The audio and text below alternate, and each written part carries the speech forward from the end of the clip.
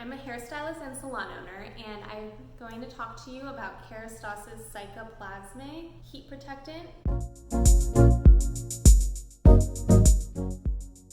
Part of their new line. It was released in 2019, and it's really great for blondes. So it is a purple hue, which is going to help eliminate some of those brassy tones in your hair. The mask and the shampoo will specifically eliminate it.